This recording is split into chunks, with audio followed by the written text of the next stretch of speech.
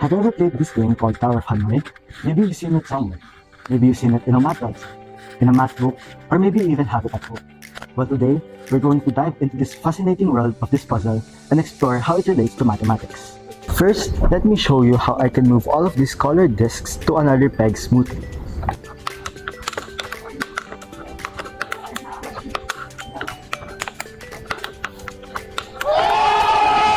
In Tower of Hanoi, the goal is simple. Move all of the colored discs to another peg. However, there's a catch.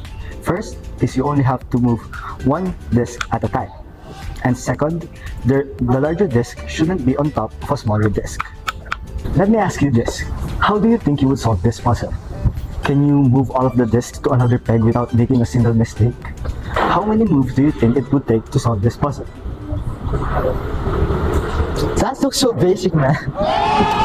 Come here, try this.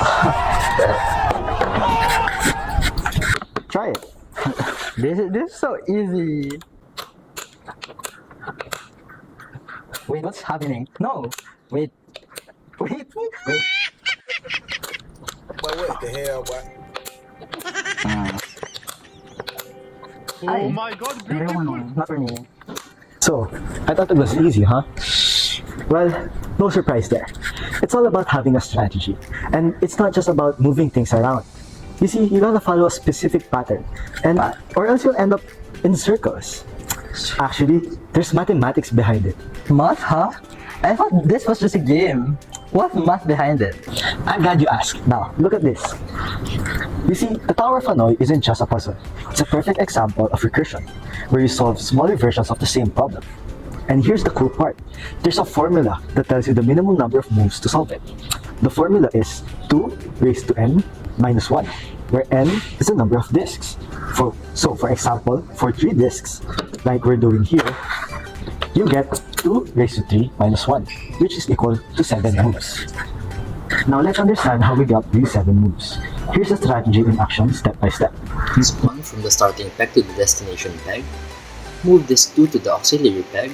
Next, move this 1 from the destination peg to the auxiliary peg, placing it on the top of this 2. So far, we've made 3 moves. Now, move this 3 from the starting peg to the destination peg. Move this 1 back to the starting peg.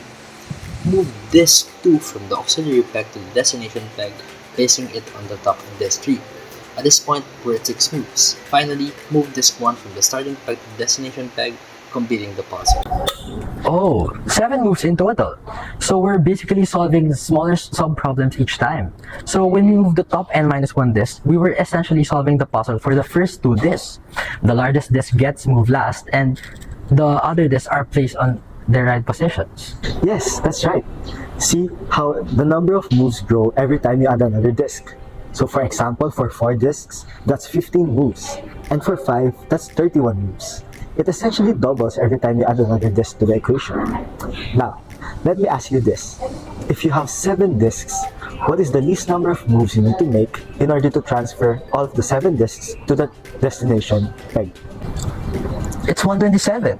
2 raised to 7 minus 1 is 127. Yeah. But wait, how did you arrive at that formula? Oh, to learn more about Tower of Hanoi and mathematics in general, visit our link to the website shown in the screen.